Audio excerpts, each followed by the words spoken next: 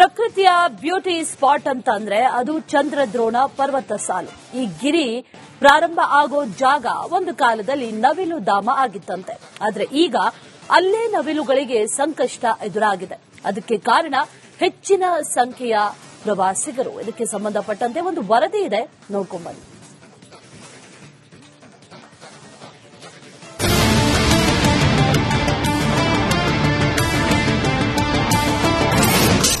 ಚಂದ್ರದ್ರೋಣ ಪರ್ವತಕ್ಕೆ ಪ್ರವಾಸಿಗರ ದಂಡು. ಪ್ರಾಣಿ ಪಕ್ಷಿ ಸಂಕುಲದ ಮೇಲೆ ದುಷ್ಪರಿಣಾಮ. ಕಾಫಿನಾಡಿನ ರಮಣೀಯ ಸ್ಥಳ, ಭೂಲೋಕದ ಸ್ವರ್ಗ ಅಂತಾನೆ ಕರೆಸಿಕೊಳ್ಳೋ ಈ ಚಂದ್ರದ್ರೋಣ ಪರ್ವತ ಇದು ಧಾರ್ಮಿಕ ನಂಬಿಕೆಯ ಸ್ಥಳವೂ ಹೌದು. ಇಲ್ಲಿಗೆ ನಿತ್ಯವೂ ಸಾವಿರಾರು ಪ್ರವಾಸಿಗರು ಬರ್ತಾರೆ. ಬರುವ ಪ್ರವಾಸಿಗರೆಲ್ಲ ಸ್ವಂತ ವಾಹನ, ಪ್ಯಾಕೇಜ್ ಟೂರ್, ಖಾಸಗಿ ವಾಹನಗಳನ್ನ ಬಾಡಿಗೆ ಪಡೆದೇ ಬರ್ತಾರೆ. ಆದರೆ ಚಂದ್ರದ್ರೋಣ ಪರ್ವತಕ್ಕೆ ಹೆಚ್ಚಾಗಿ ಪ್ರವಾಸಿಗರು ಬರ್ತಿರೋದೇ ಈಗ ಸಮಸ್ಯೆಯಾಗಿದೆ. ಇಲ್ಲಿನ ಪ್ರಾಣಿ ಪಕ್ಷಿ ಸಂಕುಲಗಳ ಮೇಲೆ ದುಷ್ಪರಿಣಾಮ ಬೀರ್ತಿದೆ.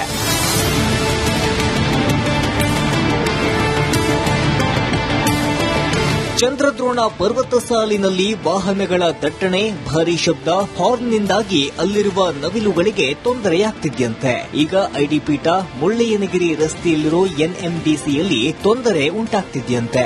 ಚಿಕ್ಕಮಗಳೂರಿಂದ 7 ಕಿಲೋಮೀಟರ್ದಲ್ಲಿ ಏನಿದೆ ಈಗ ಎನ್ಎಂಡಿಸಿ ಅಂತಾರೆ, ಅದನ್ನೇ ಹಿಂದೆ ಹೆಚ್ಚು ಕಮ್ಮಿ ಒಂದು 40-50 ವರ್ಷದಿಂದ ನವಿಲುಗಳು ವಾಸ ಮಾಡೋ ಸ್ಥಳ. ಆ ಚೆಕ್ ಪೋಸ್ಟ್ ಸಮೀಪದಲ್ಲೇ ಹೆಚ್ಚು ನವಿಲುಗಳು ವಾಸ ಮಾಡೋ ಸ್ಥಳ.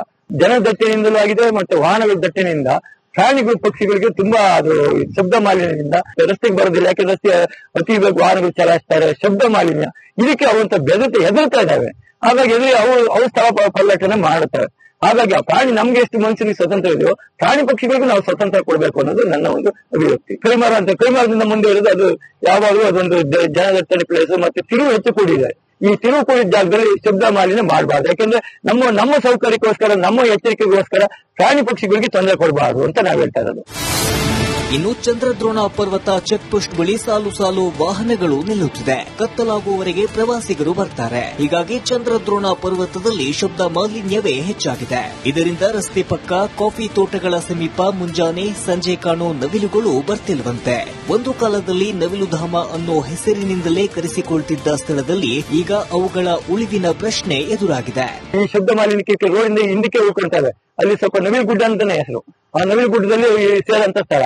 ಈ ವಾಹನ ಮಾಲಿನ್ಯ, ಶಬ್ದ ಮಾಲಿನ್ಯ ಇವೆಲ್ಲ ನೋಡಿ ರಸ್ತೆ ಪಕ್ಕಕ್ಕೆ ಬರಕ್ಕೆ, ಮತ್ತೆ ಬೆಳಿಗ್ಗೆ 6 ಗಂಟೆಯಿಂದ ವಾಹನ ಸಂಚಾರ ಆದ್ರೆ ಸಂಜೆ 6:30 ತನಕ ವಾಹನ ಸಂಚಾರ ಇರುತ್ತೆ. ಈ ವಾಹನ ಸಂಚಾರದಲ್ಲಿ ವಾಹನದ ವೇಗನೂ ಜಾಸ್ತಿ ಇರುತ್ತೆ, ಜೊತೆಗೆ ಶಬ್ದ ಮಾಲಿನ್ಯ ಇರುತ್ತೆ, ಮತ್ತೆ ಪರಿಸರ ಮಾಲಿನ್ಯ ಇರುತ್ತೆ. ಇದರಿಂದ ಪ್ರಾಣಿ ಪಕ್ಷಿಗಳಿಗೆ ಅಲ್ಲಿರುವಂತ ಕೆಂದಳಿ ಇರ್ಬೋದು, ನವಿಲು ಇರ್ಬೋದು, ಮರ ಇರ್ಬೋದು, ಕಾಡು ಕುರಿಗಳು ಇರ್ಬೋದು, ಈ ರೀತಿ ಎಲ್ಲ ಪ್ರಾಣಿ ಪಕ್ಷಿಗಳಿಗೂ ಒಂದು ರೀತಿ ನಮ್ಮ ಮಾನವನ ಒಂದು ತೆಕ್ಕೆಗಿದಾಗಿ ಅವಕ್ಕೂ ಸಹ ಸ್ವಲ್ಪ ಒಂದು ಸ್ವತಂತ್ರ ಸ್ಥಿತಿ ಬಂದಿದೆ ಅಂತ ಹೇಳ್ತಾ ಇರ್ತೀವಿ. ಚಿಂಚನಗಿರಿ, ನೆಲಮಂಗಲ ಅಂತ ಹೇಳ್ತೀವಿ. ಅದೇನು ನವಿಲು ಗುಡ್ಡ, ನವಿಲಿದ್ದಲ್ಲ, ಅದೇ ತರ ಇದು ಕಲ್ಲು ಪಟ್ರೆ.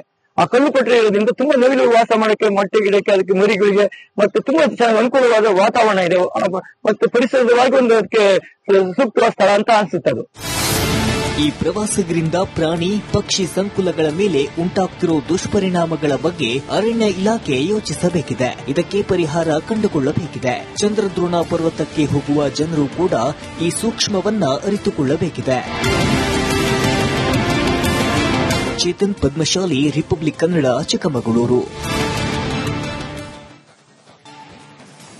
ಪ್ರಕೃತಿಯ ಬ್ಯೂಟಿ ಸ್ಪಾಟ್ ಅಂತಂದ್ರೆ ಅದು ಚಂದ್ರದ್ರೋಣ ಪರ್ವತ ಸಾಲು. ಈ ಗಿರಿ ಪ್ರಾರಂಭ ಆಗೋ ಜಾಗ ಒಂದು ಕಾಲದಲ್ಲಿ ನವಿಲು ಧಾಮ ಆಗಿತ್ತಂತೆ. ಆದ್ರೆ ಈಗ ಅಲ್ಲೇ ನವಿಲುಗಳಿಗೆ ಸಂಕಷ್ಟ ಎದುರಾಗಿದೆ. ಅದಕ್ಕೆ ಕಾರಣ ಹೆಚ್ಚಿನ ಸಂಖ್ಯೆಯ ಪ್ರವಾಸಿಗರು. ಇದಕ್ಕೆ ಸಂಬಂಧಪಟ್ಟಂತೆ ಒಂದು ವರದಿ ಇದೆ, ನೋಡ್ಕೊಂಡ್ಬನ್ನಿ.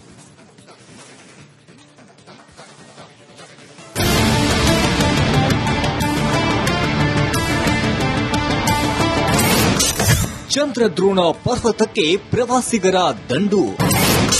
ಪ್ರಾಣಿ ಪಕ್ಷಿ ಸಂಕುಲದ ಮೇಲೆ ದುಷ್ಪರಿಣಾಮ.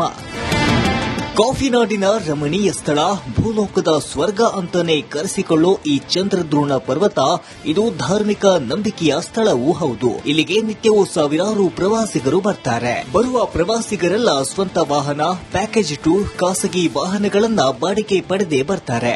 ಆದರೆ ಚಂದ್ರದ್ರೋಣ ಪರ್ವತಕ್ಕೆ ಹೆಚ್ಚಾಗಿ ಪ್ರವಾಸಿಗರು ಬರ್ತಿರೋದೇ ಈಗ ಸಮಸ್ಯೆಯಾಗಿದೆ. ಇಲ್ಲಿನ ಪ್ರಾಣಿ ಪಕ್ಷಿ ಸಂಕುಲಗಳ ಮೇಲೆ ದುಷ್ಪರಿಣಾಮ ಬೀರುತ್ತಿದೆ.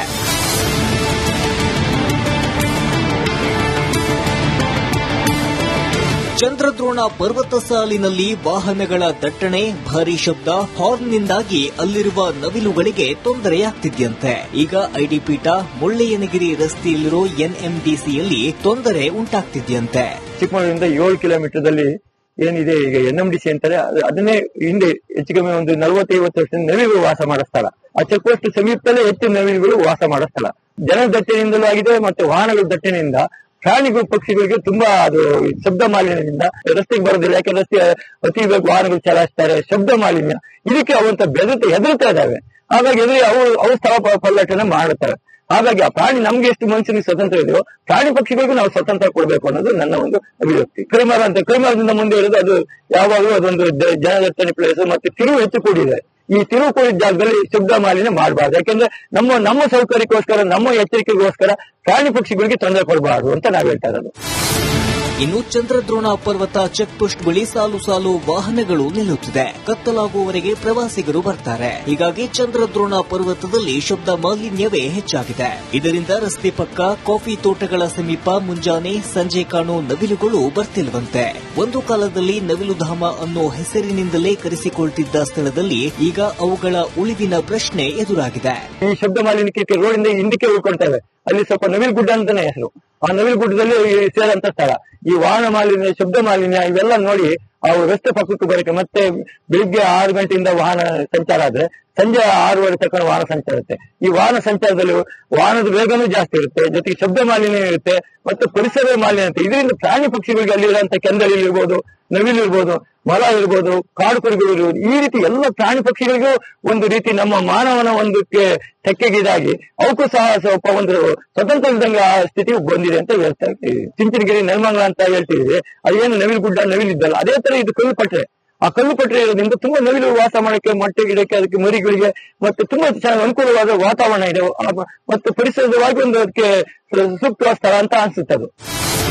ಈ ಪ್ರವಾಸಿಗರಿಂದ ಪ್ರಾಣಿ ಪಕ್ಷಿ ಸಂಕುಲಗಳ ಮೇಲೆ ಉಂಟಾಗ್ತಿರೋ ದುಷ್ಪರಿಣಾಮಗಳ ಬಗ್ಗೆ ಅರಣ್ಯ ಇಲಾಖೆ ಯೋಚಿಸಬೇಕಿದೆ. ಇದಕ್ಕೆ ಪರಿಹಾರ ಕಂಡುಕೊಳ್ಳಬೇಕಿದೆ. ಚಂದ್ರದ್ರೋಣ ಪರ್ವತಕ್ಕೆ ಹೋಗುವ ಜನರು ಕೂಡ ಈ ಸೂಕ್ಷ್ಮವನ್ನ ಅರಿತುಕೊಳ್ಳಬೇಕಿದೆ. ಚೇತನ್ ಪದ್ಮಶಾಲಿ, ರಿಪಬ್ಲಿಕ್ ಕನ್ನಡ, ಚಿಕ್ಕಮಗಳೂರು. ತುಂಬಾ ಚೆನ್ನಾಗಿ ಅನುಕೂಲವಾದ ವಾತಾವರಣ ಇದೆ ಮತ್ತು ಪರಿಸರವಾಗಿ ಒಂದು ಅದಕ್ಕೆ ಸೂಕ್ತ ಸ್ಥಳ ಅಂತ ಅನ್ಸುತ್ತೆ ಅದು. ಈ ಪ್ರವಾಸಿಗರಿಂದ ಪ್ರಾಣಿ ಪಕ್ಷಿ ಸಂಕುಲಗಳ ಮೇಲೆ ಉಂಟಾಗ್ತಿರೋ ದುಷ್ಪರಿಣಾಮಗಳ ಬಗ್ಗೆ ಅರಣ್ಯ ಇಲಾಖೆ ಯೋಚಿಸಬೇಕಿದೆ. ಇದಕ್ಕೆ ಪರಿಹಾರ ಕಂಡುಕೊಳ್ಳಬೇಕಿದೆ. ಚಂದ್ರದ್ರೋಣ ಪರ್ವತಕ್ಕೆ ಹೋಗುವ ಜನರು ಕೂಡ ಈ ಸೂಕ್ಷ್ಮವನ್ನ ಅರಿತುಕೊಳ್ಳಬೇಕಿದೆ.